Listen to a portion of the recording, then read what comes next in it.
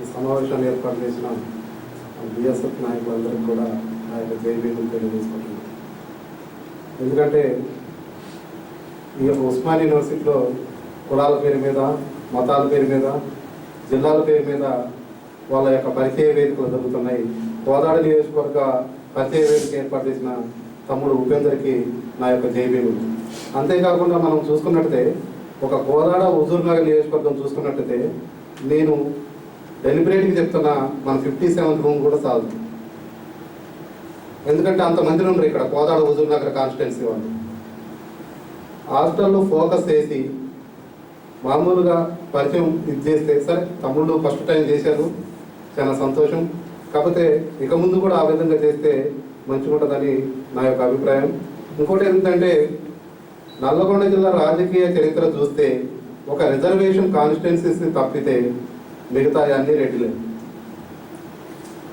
ఒక ఆలేరు బూడిద భీష్మయ్య Goud, even communist పార్టీలు కూడా రెడ్డిలే. ఈ రకంగా మన నల్లగొండ జిల్లా రాజకీయాలు ఉన్నాయి.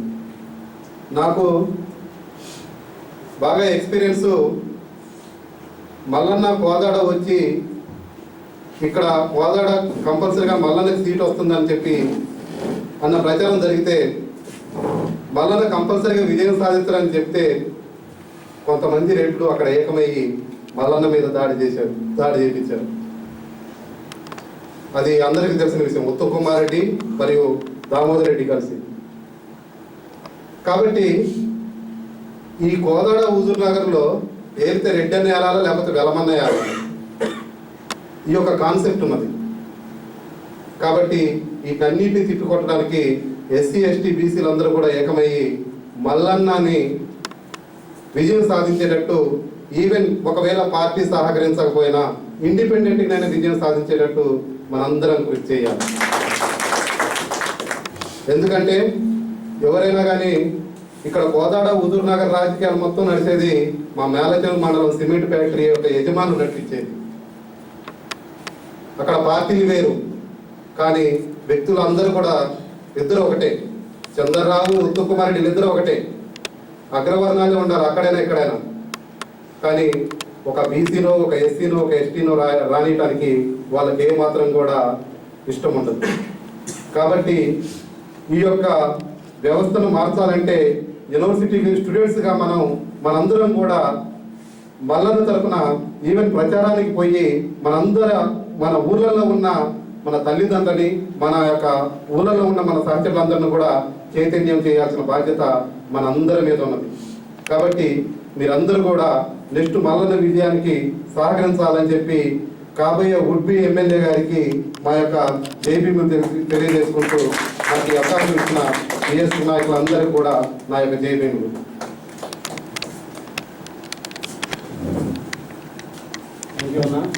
వాస్తవం కోదాడ నియోజక విద్యార్థుల పరిచయ వేదిక పెడితే 57 రూమ్ నెంబర్ కూడా సరిపోదు. మాకు సమయానుభావం తక్కువ ఉంటాం, పంచాయతీ సెక్రటరీ ఎగ్జామ్స్ ఉంటాం, ప్లస్ శివరాత్రి పండుగ ఎల్లుండి ఉండటం వల్ల దాదాపు చాలామంది ఇళ్ళకి వెళ్ళారు.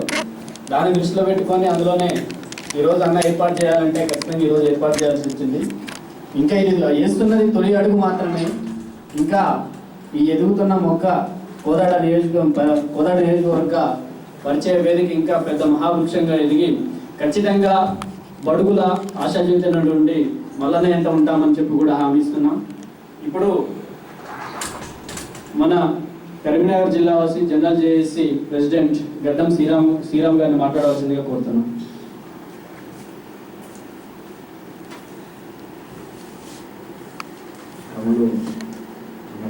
అందరికీ ఉద్యమాలు ఉంటున్నారు. అలాగే తెలంగాణ సాధన శుభాకాంక్షలు. వాస్తవానికి కోదాడకి మా జిల్లాకి బాగా సంబంధం, ఎంత మంచి సంబంధం అంటే అన్న చెప్పినట్టు అది కరీంనగర్, ఖమ్మం. మీకు తెలుసు ఇక ఖమ్మానికి కోదాడకి ఉన్న అనుబంధం ఏంటో మీకు తెలుసు. ఎందుకంటే ఎటు పోయినా ఖమ్మం వాడు కోదాడ దగ్గరకు వస్తాడు, కోదాడ ఖమ్మం వస్తాడు. అట్లే నేను ఈ సభకు వచ్చింది. అయితే ఈరోజు నేను కరీంనగర్లో మంత్రి శ్రీధర్ బాబు మీద పాంప్లెట్ రిలీజ్ చేసిన. మనవాద దొరల పాలన పోవాలి, నూతన సామాజిక తెలంగాణ రావాలి అంటే తెలంగాణ రాష్ట్రం ఏర్పాటు అవుతుంది. ఈ రాష్ట్రం ఏర్పాటు అయినప్పుడు తెలంగాణ ఉద్యమం చేసిన వాళ్ళు, తెలంగాణ కోసం అన్ని రకాలుగా సహకరించిన వాళ్ళు, త్యాగాలు చేసిన వాళ్ళకి ప్రధాన భూమికి ఉండాలనే ఒక ఉద్దేశంలో నేను వివరించుకుంది. అందులో అగ్రకులానికి సంబంధించి, మనువాదానికి సంబంధించి తెలంగాణ ఉద్యమం కారణంగా కొట్టడం, వివక్ష చూపడం, అలాగే అవినీతి ఎక్కువగా ఉండటం, కింది స్థాయిలో ఉన్న మనకే అవకాశం కలిగించలేదు, మిగతా వాళ్ళు కూడా ఉండదని ఆ విధంగా నేను తెలియజేసాను. అంటే దాని ఉద్దేశం ఏంటి అంటే రాబోయే తెలంగాణలో దళితులు, బీసీలు అందరినీ కూడా మనం రాజ్యాధికారానికి తీసుకుపోవాలనేది ఒక నా ఉద్దేశం.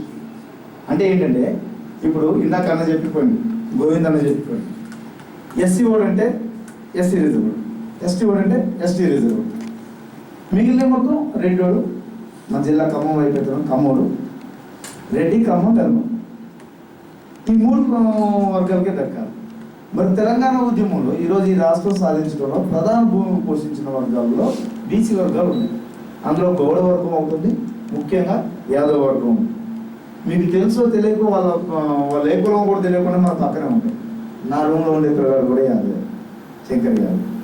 అంటే తెలంగాణ ఉద్యమాన్ని సాధించి, అలాగే తెలంగాణ ఉద్యమంలో అత్యధిక ఓట్లుగా ఉన్నటువంటి ఎస్సీలు, బీసీలు, ఎస్టీలు వీళ్ళందరూ కూడా రాజ్యాధికారానికి మళ్ళీ దూరం అయితే ఇప్పుడు వచ్చిన తెలంగాణ ఎలా అవుతుంది అంటే పెనం మించిపోయినటువంటి పరిస్థితి ఏర్పడుతుంది.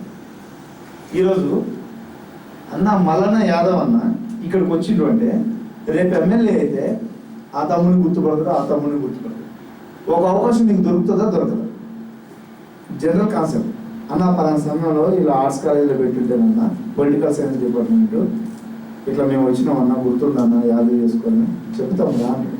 అంత దగ్గర నీకు ఎవరు దొరుకుతుంది? మన సామాజిక వర్గాలు, మన ఎస్సీ ఎస్టీ బీసీ, మన బీసీ. ఎందుకంటే మనవాద బ్రాహ్మణ్యాల ప్రకారం చూసినప్పుడు కూడా బీసీలను కూడా అందరి వర్గాల కింద లెక్క కట్టారు. వాళ్ళు కూడా అందరి వర్గాల కింద లెక్క కట్టారు వ్యవసాయ పనులు చేయడంలో భాగంగా. అంటే వచ్చిన తెలంగాణని మనందరికీ కూడా జాతి ఫలాలు అందరికీ సమానంగా అందటం అంబేద్కర్ ఉద్దేశం అయితే, అంబేద్కర్ గారి ఉద్దేశం అయితే, అందులో అత్యధికమైనటువంటి ఉన్నటువంటి జనాభా ఇందాక రాములన్న చెప్పాడు. కొందరు వచ్చేసి నాయకులు, సంఘాల, కుల సంఘాల నాయకులు పనిచేస్తున్నప్పటికీ కూడా సరైనటువంటి ఒక లక్ష్యాన్ని చేరుకోవట్లేదు, వాళ్ళు వెళ్ళి ఇతరుల ముందు నిలబడుతున్నారు అని అన్నారు. అంటే వాస్తవం జరుగుతుంది అక్కడ. ఎందుకంటే ఈరోజు బీసీ సంఘాలు ఉన్నాయి. బీసీ సంఘాలకు రాజకీయ రిజర్వేషన్ కావాలని కోరతంలో పూర్తి స్థాయిలో సఫలీకృతం కావట్లేదు. ఎందుకు అంటే మన దగ్గర కావాల్సినంత పెట్టుబడి లేకపోవడంతో మన ఉద్యమ నాయకుడు, అగ్రస్థానంలో ఉన్న నాయకుడు ఎక్కడో చోట రాజీ పడిపోతున్నాడు అనే ఒక మాట ఉంది. కానీ నాయకుడు రాజీ పడవచ్చు కొన్ని చోట్ల, కానీ మనం ఎందుకు రాజీ పడాలి? ఈరోజు తెలంగాణ ఉద్యమం ప్రజలందరూ చెప్పబట్టి కేసీఆర్ చేసిన పరిస్థితి ఉంది. అంటే ప్రజల మనసులో ఏ భావం ఉందో దాన్ని చేసి ఈరోజు ఆయన హీరోగా ముందుకు రావడం జరిగింది. మరి మీ ఆలోచన రాజకీయ రిజర్వేషన్ కావాలని, అలాగే మావోవాదులు అధికారంలోకి రావాలని మీ ఆలోచన మీకు నిస్వార్థంగా మీరే ముందు పెట్టుకుని ఇది మనసులో ఉంటే అక్కడ నాయకుడు కూడా సెట్ అవుతుంది. ఈరోజు సీమాంధ్ర నాయకులు చేసుకున్న తప్పు ఏంటంటే అక్కడ ప్రజల కోసం చేయకపోక వాళ్ళ కోసం వాళ్ళు చేసుకున్నాం. అందుకే పైన చీ కొట్టారు, కింద చీ కొడుతున్నాం వాళ్ళ పరిస్థితి. ఇప్పుడు మనకు వచ్చినటువంటి ఈ అవకాశం, తెలంగాణ పునర్నిర్మాణం అనేది జరగాలి అంటే కొత్త వ్యక్తులకి, అన్ని జాతుల్లో మన అనగారిపోయిన అన్ని జాతుల వర్గాల వారికి అధికారం దక్కాలి. అంటే నేను అన్న మలయాళనే కాన్సెప్ట్లో పెట్టుకొని చెప్తున్న మాట కాదు ఇది. నేను అలాగే ముందు నుంచి మ్యానుఫ్యాక్చర్ అయిన ఉన్న విధానం నాది. నేను చెప్తూ ఉంటాను, సురేష్ కూడా చెప్తూ ఉంటాను అప్పుడప్పుడు. మొన్న నేను సంజీవ్ కూడా చెప్పిన. ఎందుకంటే మనోళ్ళు వస్తే, మన బీసీ వర్గాలు వస్తే మన సామాజిక పరిస్థితులు ఏంటో తెలుస్తుంది. మన బతికెట్లా ఈడ్చుకొస్తున్నాం, మనం ఎట్లా ముందుకు పోతున్నాం అనేది ఒక అవగాహన ఉంటుంది. అరే తమ్ముడా, మనోడు కదా. ఎందుకంటే కులవృత్తుల ప్రకారం మనం వేరు చేసినప్పుడు మనం అందరం కూడా ఒక దగ్గర కలిసిన సందర్భాలు ఉన్నాయి, ఒక అవసరానికి ఒక అవసరానికి. అలాంటి పరిస్థితుల్లో ప్రతి ఒక్కరికి కూడా మన సామాజిక వర్గాలన్నిటికీ కూడా ఒకరి మీద ఒకరికి తెలియని ఒక సానుభూతి ఉంది. నా వాడే అనేది వాళ్ళకు ఉండదు. వాళ్ళకు ఓట్లు కనపడతాయి, నోట్లు కనపడతాయి, సీట్లు కనపడతాయి, డబ్బున్న వాళ్ళకి ఇదే కనపడుతుంది తప్ప వాళ్ళు మిగతా ఏం పట్టించుకునే పరిస్థితి ఉంది. కాబట్టి ఈరోజు ఖమ్మోడు కోదాడకు వచ్చినట్టు, కోదాడు ఖమ్మంకి వచ్చినట్టు నేను మీ సభకు వచ్చి తెలంగాణ విద్యార్థి చేసి నేను ఒకటే చెప్తున్నాను. బీసీ వర్గాల గురించి అన్న వీరబాబు అన్న పెట్టినటువంటి ఈ సభ చాలా మంచి సభ. నిజంగా ఒక రెడ్డికో వేలంకో పెట్టుంటే నేను మాట్లాడకపోయాను, అట్లా నుంచి వెళ్ళిపోయేటోండి. నిజమన్నా, నేను అట్లా పెట్టింది కాబట్టి అన్న నేను ఈరోజు కూర్చొని మాట్లాడటం జరుగుతుంది. లేకపోతే నేను ఉండదు, ఏ పని వస్తే ఆ పని చూసుకొని వెళ్ళిపోతాను. మిగతా వాళ్ళ పనులు నేను పట్టించుకోను, నా పని మీదే నేను దృష్టి పెడతాను. ఎందుకంటే నేను ఎదుగుతాను, వాళ్ళ పని మీద దృష్టి పెడితే నేను వెనక్కిపోతాను. కానీ అన్న పెట్టినటువంటి దానికి అన్నకు నిజంగా హ్యాట్స్ ఆఫ్ చెప్పుకోవాలి ఈరోజు. ఎందుకంటే ఒక ఎమ్మెల్యే అభ్యర్థిని తీసుకొచ్చి ఇక్కడ కూర్చోబెట్టి మనందరినీ కూడా ఒక నియోజకవర్గ పరంగా మిమ్మల్ని అందరినీ కలిపిడు అని అంటే ఇది అంబేద్కర్ భావజాలాన్ని మళ్ళీ పునరుజ్జీవనం ఉన్నది.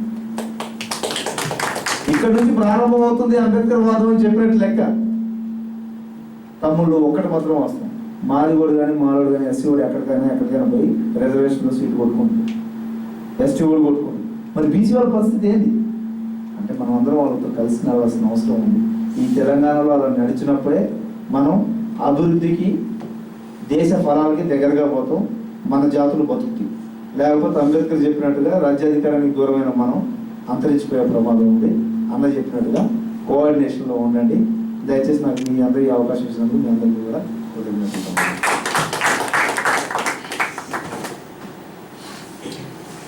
థ్యాంక్ యూ అన్న. బీసీ మహాత్మా జ్యోతిరావు పూలే ఇక్కడ చాలా మంది విద్యార్థులకు తెలిసి ఉండొచ్చు, తెలియకపోవచ్చు.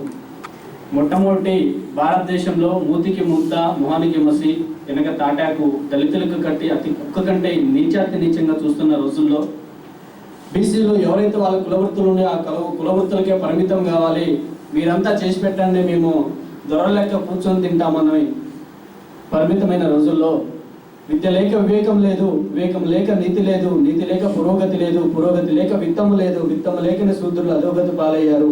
ఇంత అనార్థం కేవలం ఒక అవిద్య వల్లనే. కాబట్టి ఉన్న ఎస్సీ ఎస్టీ బీసీల ద్వారా విద్య నేర్చుకోండి అని చెప్పి మొట్టమొదటిసారిగా విద్యాలయాలు ఏర్పాటు చేసింది మహాత్మా జ్యోతిరావు పూలే.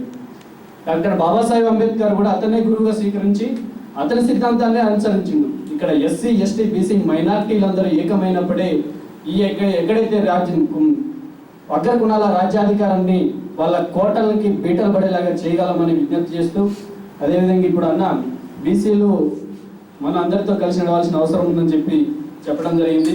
అదేవిధంగా బీసీలతో మనతో పాటు బీసీలు అందరం ఏకమై ఈ అగ్రకుల కోటల్ని బద్దలు కొట్టడానికి మనం సిద్ధంగా ఉండాలని తెలియజేస్తూ, అదేవిధంగా మరి సీనియర్ రీసెర్చ్ స్కాలర్ ఉస్మానియా యూనివర్సిటీలో దాదాపు 10 సంవత్సరాలుగా ఉంటూ ప్రతి ఒక్క ఉద్యమం, అది బహుజన ఉద్యమమే కావచ్చు, తెలంగాణ ఉద్యమమే కావచ్చు, అనేక ఉద్యమాల్లో పలుసార్లు జైలుకి వెళ్ళి దాదాపు 100కి పైగా కేసులు పెట్టుకొని తన జీవితం మొత్తం తెలంగాణకి, బహుజన రాజ్యాధికారానికి, బహుజనుల కోసం కృషి చేస్తున్నటువంటి 10 సంవత్సరాల నుండి అంతా బిఎస్ఎఫ్ ఆర్గనైజేషన్ చేస్తూ బిఎస్ఎఫ్ రాష్ట్ర అధ్యక్షుడిగా తన సేవలు అందిస్తున్నటువంటి బండారు వీరబాబు గారిని ఇప్పుడు మాట్లాడవలసిందిగా సవినీయంగా కోరుతున్నాను.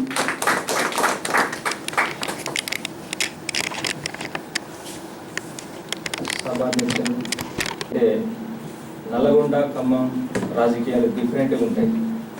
ఖమ్మంలో తప్ప వేరే క్యాస్ట్ రానేరు, నల్లగొండలో రెడ్డోళ్ళు తప్ప వేరే క్యాస్ట్ రానేరు. విప్లవ పందాలో పోయి ఈజీలో పనిచేసి వచ్చి మళ్ళీ ప్రత్యక్షంగా ప్రజలకి ఎంతో కొంత సేవ చేయాలని మావోయిస్టు పార్టీకి చెప్తూ చెప్పి ఒక నియోజకవర్గాన్ని ఎంచుకొని పనిచేస్తున్న సాంబశివుడిని గెలుస్తాడనే భయంతో రెడ్లు అతి దారుణంగా నరికి చంపిన చరిత్ర నల్లగొండ రెడ్లకు ఉంది. ఇప్పుడు ఖచ్చితంగా మనం అర్థం చేసుకోవాల్సింది ఏంటంటే నల్లగొండలో రెడ్లు తప్ప వేరే క్యాస్ట్లోని రాణించే పరిస్థితి లేదు. ఎందుకంటే కోదాడకి నాకు దగ్గర 20 సంవత్సరాల అనుబంధం. ఇంటర్మీడియట్ డిగ్రీ ప్రతి తెలంగాణ మూమెంట్ ఇక్కడ ఎంత చేసినా నేను నా కోదాడలో కూడా అంతే చేసిన. పోయిన ఎలక్షన్లో గొల్లమల్ల యాదవ్కి ఎమ్మెల్యే టికెట్ ఇస్తా అని రాజశేఖర రెడ్డి హామీస్తే అక్కడ ఉన్న ఉత్తమ్ కుమార్ రెడ్డి అప్పటికే 2 సార్లు గెలిచిండు. ఒక సినిమా డైలాగ్ ఉంటుంది, నాకు దక్కంది వేరే వాళ్ళకి దక్కద్దు అనే కాన్సెప్ట్ తోటి మళ్ళీ కేంద్రంతో ఫైర్ చేసి ఒక ముస్లిం మైనారిటీని పెట్టి అక్కడ మల్లన్ననే ఓడిపోవడానికి ప్రధానంగా ఉత్తమ్ కుమార్ రెడ్డి సేవ చేశాడు. మళ్ళీ పోయినసారి ఓడిపోయిండు, ఈసారి గెలుస్తారన్న సానుభూతి ఉందని ఆయన ఒక రిపోర్ట్ తెచ్చుకొని మళ్ళీ ఆయన హుజూర్నగర్లో పోటీ చేస్తాడంట, మళ్ళీ వాళ్ళ భార్య వచ్చి కోదాట్లో పోటీ చేస్తుందంట. అంటే ఇక కుటుంబ రాజకీయాలేనా? వాళ్ళ భార్య, వాళ్ళ పిల్లలు మన 60 సంవత్సరాల నుంచి ఎస్సీ బీసీ మైనారిటీలో కలిసి పోరాటం చేస్తుంటే మన కేసీఆర్ గారు వాళ్ళ ఫ్యామిలీ మొత్తం తీసుకుపోయి సోనియా గారిని కలిసిండు. నా కొడుకు తర్వాత మనవరాలు, నా మనవరాలు కూడా రాజకీయం చేస్తారని సోనియా గారిని పరిచయం చేసిండు. తీసుకోవాల్సింది విద్యార్థి సంఘాలని, ప్రజా సంఘ నాయకుల్ని, కనీసం ఒక రెడ్డి సామాజిక వర్గం నుంచి కానీ ఒక ఈటల రాజేంద్ర అన్న ఎంతో తెలంగాణ ఉద్యమంలో నాకైతే దాదాపు ఒక 3 సార్లు బెయిల్ పైసలు ఇచ్చిన, కనీసం ఆయన కూడా తీసుకోలేదు. రెడ్లు ఎలమలు కలిసి మళ్ళీ ఒకసారి ఇక్కడున్న ఎస్సీ బీసీని అందరినీ కూడా తొక్కి రెడ్ల రాజ్యం రావాలనే వాళ్ళు ప్రత్యేకంగా మీటింగ్ ఏర్పాటు చేసుకొని మళ్ళీ ఒకసారి కుట్ర చేస్తారు. గత 4 సంవత్సరాల నుంచి మనం తెలంగాణ కోసం అనేక సందర్భాల్లో మన బహుజన కాన్సెప్ట్ పక్కన పెట్టి పోరాటం చేసినాం. మన తెలంగాణ రాష్ట్రం వచ్చింది. ఇప్పుడు పోరాడాల్సింది ఎస్సీ బీసీ మైనారిటీస్ కాన్సెప్ట్లో. ముఖ్యంగా నేనైతే ఒకటే అనుకుంటున్నా, భారతదేశ రాజకీయాల్ని ఒక విప్లవం సృష్టించిన మన్యశ్రీ కాంశీరామ్ గారు ఒక ఉత్తరప్రదేశ్ నేర్చుకొని ఎట్ట పనిచేసి ఉత్తరప్రదేశ్లో ఒక మాయావతిని ముఖ్యమంత్రి చేసి భారతదేశానికి రాజ్యాధికారం రుచి చూపెట్టిండో, అలాగే నేను ఒక ఎమ్మెల్యే పోటీ చేయాలనుకోవట్లేదు. ఒక మల్లన్న మన కోదా నియోజకవర్గం నుంచి ఎమ్మెల్యే చేస్తే బాగుంటుందనే ఉద్దేశంతో మీటింగ్ ఏర్పాటు చేయాలి. ఎందుకంటే ఉత్తరప్రదేశ్లో మాయావతిని ఏ విధంగా కాంశీరామ్ గారు ముఖ్యమంత్రి చేసి బహుజనులందరికీ కూడా రాజ్యాధికారం అంటే ఇట్టుంటుందని చూపెట్టిండో, మన అందరం కూడా మల్లన్నని గెలిపిస్తే నల్లగొండలో ఉన్న రెడ్ల చరిత్ర మొత్తం బద్దలైపోతుంది. అంటే అగ్రకుల రెడ్డి వాళ్ళకి మనం మల్లన్నకి ప్రతి మండలంలో కూడా రెడ్డి వాళ్ళు సపోర్ట్ చేస్తారు. కానీ రెడ్డి రాజకీయాలకి అగ్రకుల బ్రాహ్మణిజానికి మనం వ్యతిరేకం. మల్లన్న కానీ మనం గెలిపిస్తే అదొక నూతన అధ్యయనం. ఎందుకంటే చిన్న రాష్ట్రాల స్ఫూర్తిదాత డాక్టర్ బిఆర్ అంబేద్కర్ చిన్న రాష్ట్రాలు వస్తే బడుగు బలైన వర్గాలు అధికారంలోకి వస్తారు, ఖచ్చితంగా మొత్తం మా కింది వర్గాలే బాగుపడతానే ఉద్దేశంతో మనం అదే పోరాటం చేసినాం. ఆ పోరాట స్ఫూర్తితోటే మనం అందరం కూడా తమ్ముడు వెంకటేష్ గౌడ్ ఉన్నాడు, గరెడిపల్లి అన్నాడు. గరెడిపల్లి అంటే హుజూర్నగర్ నియోజకవర్గం.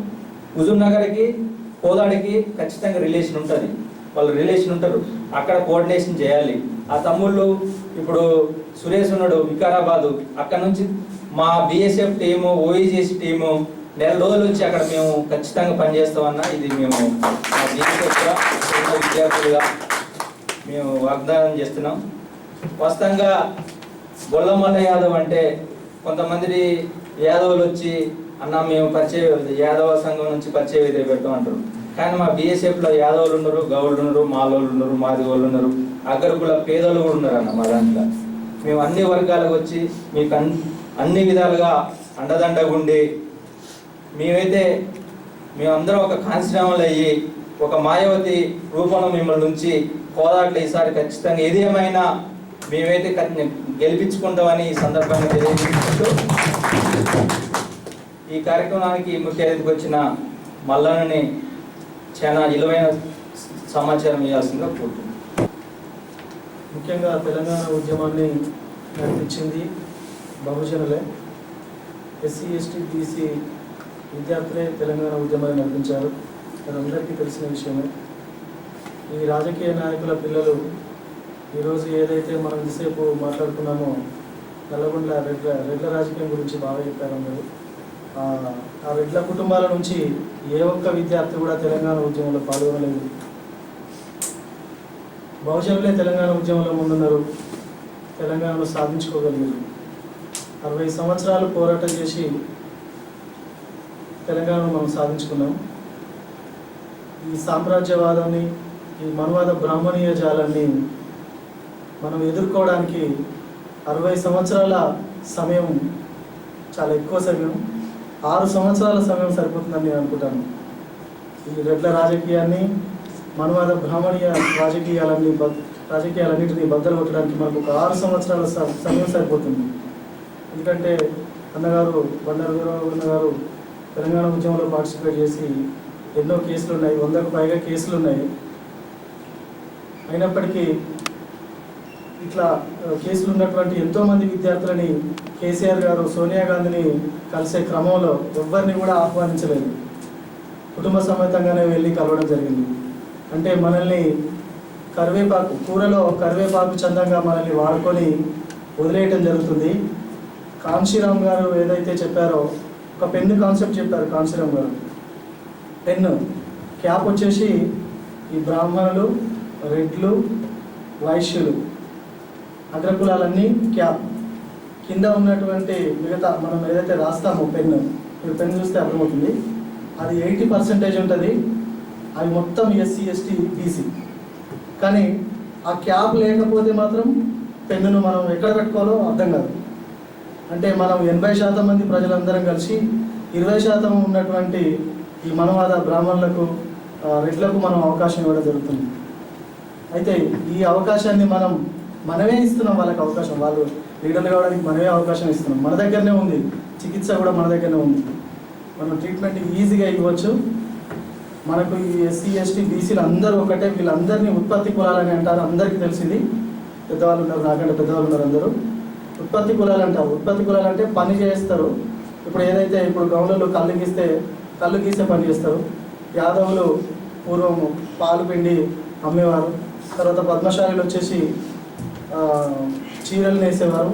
ఇట్లా అన్ని రకాలుగా అందరూ పనులు చేస్తున్నారు కాబట్టి దాన్ని మనం ఉత్పత్తి కులం అన్నాం. ఈ ఉత్పత్తి కులాలన్నీ ఒకటే. మాదిగలు చెప్పులు కొడతారు. ఈ ఉత్పత్తి కులాలన్నీ ఒకటే. వీళ్ళకి మనకు బీసీలకు, ఎస్సీలకు కూడా చాలా దగ్గరి సంబంధం ఉంది. శ్రీకృష్ణుడు మాదిగ యువతిని పెళ్లి చేసుకోవడం జరిగింది. శ్రీకృష్ణుడు యాదవ కులానికి చెందిన వ్యక్తి. జాంబవతిని పెళ్లి చేసుకోవడం జరిగింది. మనం ఆల్రెడీ బంధువులమే. కాబట్టి మనము ఈ బహుజన సిద్ధాంతాన్ని ముందుకు తీసుకెళ్లాలని కోరుకుంటూ నాకు ఈ అవకాశం ఇచ్చిన రాష్ట్ర అధ్యక్షులు వీరబాబు గారికి ధన్యవాదాలు. స్వతహాగా అందరూ కూడా పనిచేయాలి. అంటే ఇక్కడ ఒక మాట మాట్లాడి తర్వాత బయటికి పోయిన తర్వాత వేరే ఒక మాట కాకుండా కరెక్ట్గా అందరూ కూడా ఒక హృదయపూర్వకంగా అందరూ కలిసి పనిచేస్తే అన్నను గెలిపేయడం అనేది అది అసాధ్యం కాదు, సాధ్యం. ఎందుకంటే ఏదైనా ఒక పని చేయాలనుకుంటే అది ఒక విద్యార్థి వల్ల మాత్రమే అవుతుంది. ఇప్పుడు వచ్చిన తెలంగాణ కూడా ఈరోజు మనకి తెలంగాణ ఏర్పడిందంటే ఒక విద్యార్థి వల్లగా. ఎందుకంటే ఇవాళ తెలంగాణ ఏర్పడిన తర్వాత అంతా రాజకీయ నాయకుల వల్ల వచ్చినట్టు కానీ ఇంతవరకు ఒక్క విద్యార్థి పేరు కూడా సభపైన ఏ ఒక్కరు చెప్పలేదు.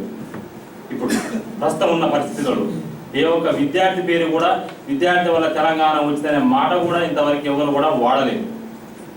సో అందరూ కూడా ఇప్పుడు ఇల్లుకి ఒక పునాది, ఇల్లు గట్టిగా ఉండాలంటే ఒక పునాది ఎంత నిర్మాణం ఎంత బాగుండాలో అదేవిధంగా ఇప్పుడు ఎస్సీ, ఎస్టీ, బీసీ వర్గాలని మనం ఒక ఎమ్మెల్యేగా గెలిపించుకోవాలంటే మనం ఒక పునాది అనేది బాధాలి ఆ వర్గంలో.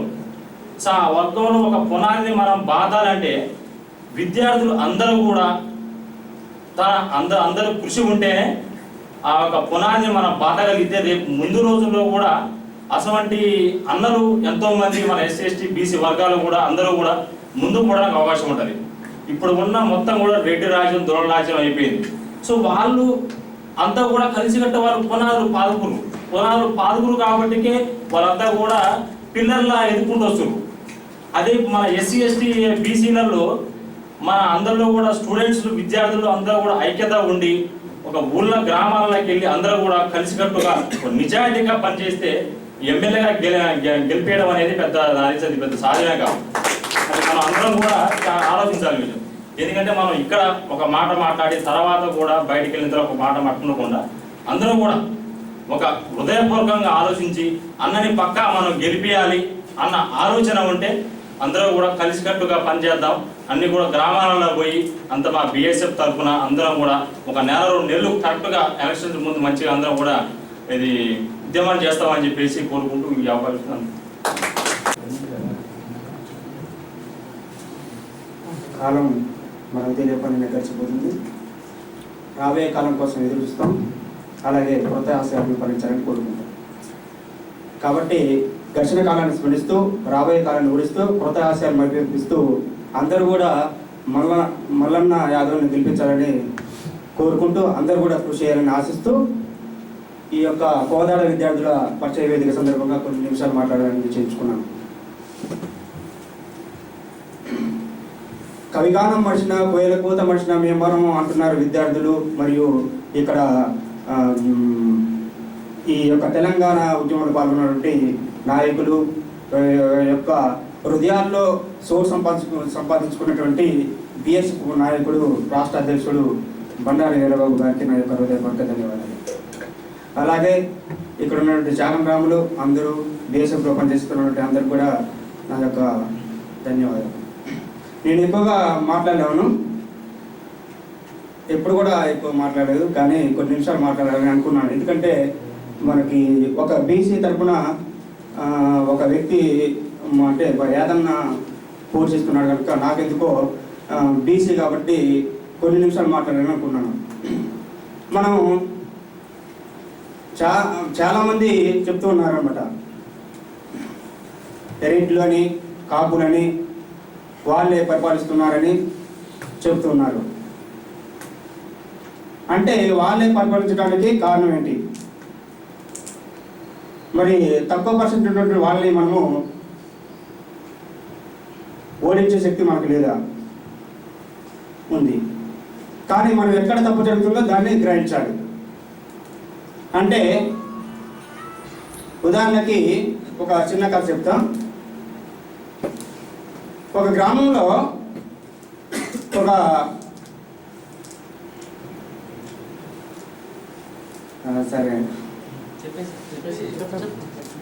ఒక గ్రామంలో ఒక కథ జరుగుతుంది. ఆ కథకి అంటే రామాయణం జరుగుతుంది. రామాయణం కథ అంటే మన విలేజ్లలో నైట్ పూట వేస్తూ ఉంటారు ఒకప్పుడు, డ్రామాలాగా కథలాగా ఒక 5-6 రోజులు. రోజు భార్య పోయి ఇంటూ ఉన్నది కథని. అంటే ఒకరు ఇద్దరు ఇంట్లో ఉన్నారు. విలేజ్లలో ఏంటంటే ప్రతి కుటుంబానికి మేకలు, గొర్రెలు, కోళ్ళు పెంచుకుంటూ ఉంటారు. కాబట్టి ఒకళ్ళు ఇంటికాడ ఉండాలి, ఒకరు పోతున్నారు అనమాట. రోజు భార్య పోయి ఇంటూ ఉన్నది కథ. ఈయన కూడా ఆ కథ వినాలని ఇంట్రెస్ట్ ఉంది. అయితే ఆమెతో అన్నాడు, రోజు నువ్వు పోయి కథ వింటున్నావు, ఈరోజు నేను పోయి కథ వింటా, ఈరోజు నువ్వు ఇంటికాడు ఉండని ఆ యొక్క భర్త భార్య చెప్పిండు. అప్పుడు ఆ యొక్క భార్య అన్నది నిన్న సీతను అపహరించేంత వరకు అయింది, ఈరోజు మిగతా కథ జరుగుద్ది, సరే నీకు ఇంట్రెస్ట్ ఉంది కదా నువ్వు వెళ్ళి కథ విని మిగతా చెప్పు అని చెప్పింది. సరే అని ఆమె ఇంటి దగ్గర ఉంది. ఈయన కథ దగ్గరికి వెళ్ళాడు. కథ జరుగుతుంది చక్కగా. ఏం చేసిందంటే పోయి ఒక గోడ పక్కన కూర్చున్నాడు. కథ జరుగుతున్నది, గోడ పక్కన కూర్చున్నాడు. కొంతమంది తొంటరి వ్యక్తులు ఏం చేశారు, గోడ పైన కూర్చున్నారు. అయితే కథ జరుగుతుంది, చక్కగా వింటున్నాడు. ఈ గోడ మీద కూర్చున్నాడు తొంటరి వ్యక్తులు ఏం చేశారంటే ఆయన మీద కాలేశారు. కాలేయగానే ఆయనకి బరువు అనిపించింది. అప్పుడు అనుకుంటున్నాడు అనమాట, అబ్బా కథ ఎంత బరువు ఉంది.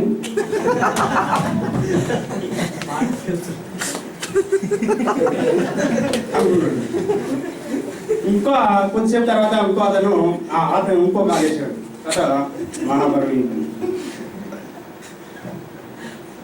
అయితే అనుకుంటున్నా, అబ్బా ఎంత కథ ఎంత బరువు ఉంది, నా భార్య ఎట్లుంటుందో ఏమో, ఎంత బరువు ఉన్న కథ